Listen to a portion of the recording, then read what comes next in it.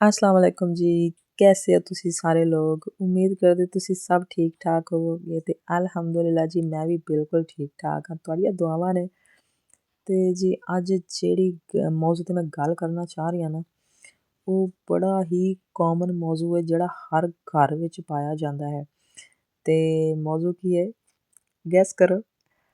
जी हाँ, सस्स ते बहू दे झगड़े जेह्ड़े ने ना, मैं कहनी आं क्यों इस रिश्ते दे विच मुहब्बत दी बजाए ना तनाज़ा शामिल हो ਜਾਂਦਾ ਹੈ ਤੇ ਇਹਦਾ ਕੋਈ ਹੱਲ ਵੀ ਹੈ। ਵੈਸੇ ਅੱਜ ਦੀ ਵੀਡੀਓ ਵਿੱਚ ਨਾ ਆਪਾਂ ਇਸ ਅਹਿਮ ਮਸਲੇ ਤੇ ਨਾ ਗਹਿਰਾਈ ਨਾਲ ਸੋਚਾਂਗੇ ਕਿ ਆਖਿਰ ਸੱਸ ਤੇ ਨੂੰਹ ਦਾ ਝਗੜਾ ਹੁੰਦਾ ਕਿਉਂ ਹੈ। ਜਿਹੜੀ ਪਹਿਲੀ ਗੱਲ ਹੈਗੀ ਨਾ, ਉਹ ਇਖਤਿਆਰ ਦੀ ਹੁੰਦੀ, ਕੰਟਰੋਲ ਦੀ। ਹਾਂਜੀ, ਕੰਟਰੋਲ ਦੀ। ਸੱਸ ਨੂੰ ਲੱਗਦਾ ਹੈ ਕਿ ਘਰ ਵਿੱਚ ਨਾ ਉਹਦਾ ਹੱਕ ਹੈ ਤੇ ਜਿਹੜੀ ਨੂੰਹ ਹੈ ਉਹ ਚਾਹੁੰਦੀ ਹੈ ਕਿ ਉਹ ਆਪਦੀ ਮਰਜ਼ੀ ਦੇ ਤਰੀਕੇ ਨਾਲ ਜ਼ਿੰਦਗੀ ਗੁਜ਼ਾਰੇ।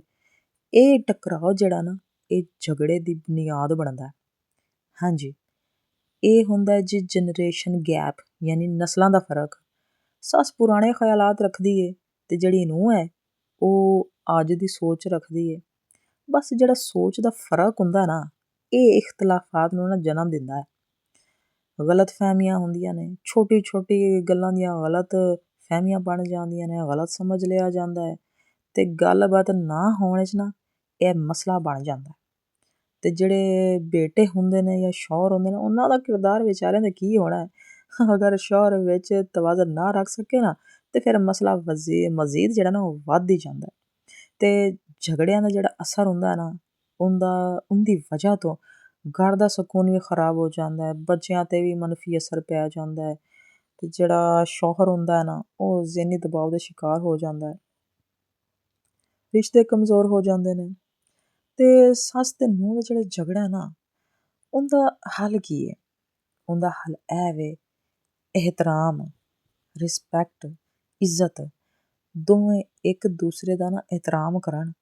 ਸੱਸ ਜਿਹੜੀ ਹੈ ਨਾ, ਉਹ ਨੂੰਹ ਨੂੰ ਆਪਦੀ ਧੀ ਸਮਝੇ ਤੇ ਜਿਹੜੀ ਨੂੰਹ ਹੈ ਉਹ ਸੱਸ ਨੂੰ ਆਪਦੀ ਮਾਂ ਸਮਝੇ ਤੇ ਖੁੱਲ੍ਹ ਤੇ ਇੱਕ ਦੂਜੇ ਨਾਲ ਗੱਲਬਾਤ ਕਰਨ, ਦਿਲ ਵਿੱਚ ਕੁਛ ਨਾ ਰੱਖਣ ਤੇ ਫਿਰ ਗੱਲ ਹੈ। ਇਸ ਤਰ੍ਹਾਂ ਹਰ ਬੰਦੇ ਦੀ ਆਪਦੀ ਇੱਕ ਨਾ ਪਰਸਨਲ ਜ਼ਿੰਦਗੀ ਹੁੰਦੀ ਹੈ ਤੇ ਇਸ ਤਰ੍ਹਾਂ ਇੱਕ ਦੂਸਰੇ ਦੀ ਹੱਦ ਦਾ ਵੀ ਖਿਆਲ ਰੱਖਣਾ ਚਾਹੀਦਾ ਹੈ। ਤੇ ਜਿਹੜਾ ਸ਼ੌਹਰ ਹੁੰਦਾ ਨਾ, ਉਹਨੂੰ ਵੀ ਇਨਸਾਫ ਨਾਲ ਕੰਮ ਲੈਣਾ ਚਾਹੀਦਾ ਹੈ। ਕਿਸੇ ਇੱਕ ਦਾ ਸਾਥ ਦੇਣ ਦੀ ਬਜਾਏ ਨਾ ਮਸਲੇ ਨੂੰ ਹੱਲ ਕਰਵਾਉਣਾ ਚਾਹੀਦਾ ਹੈ। ਤੇ ਨਾਲੇ ਇਹ ਵੀ ਹੈ ਕਿ ਬਰਦਾਸ਼ਤ ਤੇ ਸਬਰ ਤੇ ਹਰ ਗੱਲ ਉੱਤੇ ਨਾ ਰੱਦੇ ਅਮਲ ਨਾ ਨਹੀਂ ਦੇਣਾ ਚਾਹੀਦਾ। ਬਸ ਸਬਰ ਨਾਲ ਨਾ ਹਰ ਮਸਲੇ ਹੱਲ ਹੋ ਜਾਂਦੇ ਨੇ। ਤੇ ਮੇਰੇ ਖਿਆਲ ਵਿੱਚ ਨਾ ਸੱਸ ਤੇ ਨੂੰਹ ਦਾ ਜਿਹੜਾ ਰਿਸ਼ਤਾ ਨਾ, ਉਹ ਬੜਾ ਹੀ ਨਾ ਸੋਹਣਾ ਹੈ। ਤੇ ਅਗਰ ਇਸ ਰਿਸ਼ਤੇ ਵਿੱਚ ਮੁਹੱਬਤ, ਇਹਤਰਾਮ ਤੇ ਸਮਝਦਾਰੀ ਸ਼ਾਮਿਲ ਹੋ ਜਾਏ ਨਾ, ਤੇ ਯਾਦ ਰੱਖੋ ਉਹ ਘਰ ਉਸ ਵੇਲੇ ਹੀ ਜੰਨਤ ਬਣਦਾ ਜਦ ਰਿਸ਼ਤੇ ਮਜ਼ਬੂਤ ਹੋ ਜਾਣ। ਤੁਹਾਡੀ ਕੀ ਰਾਏ? ਤੁਸੀਂ ਮੈਨੂੰ ਕਮੈਂਟ ਵਿੱਚ ਜ਼ਰੂਰ ਦੱਸਣਾ ਕਿ ਤੁਸੀਂ ਮੇਰੀ ਗੱਲਾਂ ਨਾਲ ਐਗਰੀ ਕਰਦੇ ਨੇ ਜਾਂ ਨਹੀਂ। ਤੇ ਵੈਸੇ ਵੀ ਮੈਂ ਕਹਿੰਦੀ ਹਾਂ ਜਿਹੜੇ ਰਿਸ਼ਤੇ ਨੇ ਨਾ, ਉਹ ਸਿਰਫ ਬਰਦਾਸ਼ਤ 'ਤੇ ਚੱਲਦੇ ਨੇ। ਜੇ ਰਿਸ਼ਤਿਆਂ ਵਿੱਚ ਬਰਦਾਸ਼ਤ ਖਤਮ ਹੋ ਜਾਵੇ ਨਾ, ਤੇ ਫਿਰ ਉਹ ਰਿਸ਼ਤਾ ਜ਼ਿਆਦਾ ਦੇਰ ਚੱਲ ਨਹੀਂ ਸਕਦਾ। ਤੇ ਮੈਂ ਤਾਂ ਇਹੋ ਹੀ ਕਹਿੰਦੀ ਹਾਂ ਕਿ ਕੋਈ ਵੀ ਰਿਸ਼ਤਾ ਹੈ, ਚਾਹੇ ਸੱਸ ਦਾ ਹੈ, ਨੂੰਹ ਦਾ ਹੈ, ਦਿਰਾਣੀ ਜਠਾਣੀ ਦਾ ਹੈ, ਨੰਦਾਂ ਦਾ ਹੈ ਜਾਂ ਸ਼ੌਹਰ ਦਾ ਹੈ ਨਾ, ਹਰ ਰਿਸ਼ਤੇ ਵਿੱਚ ਇੱਜ਼ਤ, ਇਹਤਰਾਮ ਬੇਹੱਦ ਜ਼ਰੂਰੀ ਹੈ।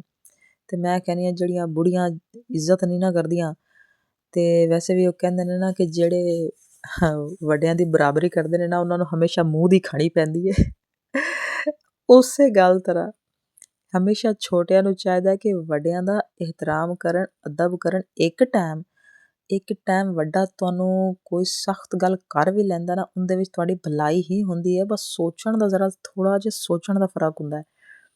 ਇਹੋ ਹੀ ਗੱਲ ਹੁੰਦੀ ਹੈ, ਸੋਚ 'ਤੇ ਫਰਕ ਹੁੰਦਾ। ਕਿਉਂਕਿ ਸੋਚ ਜਿਹੜੀ ਹੈ ਨਾ, ਆਪਾਂ ਆਪਣੀ ਸੋਚ ਕੁਛ ਹੋਰ ਰੱਖਦੇ ਹਾਂ, ਅਗਲੇ ਦੀ ਸੋਚ ਕੁਛ ਹੋਰ ਹੁੰਦੀ ਹੈ।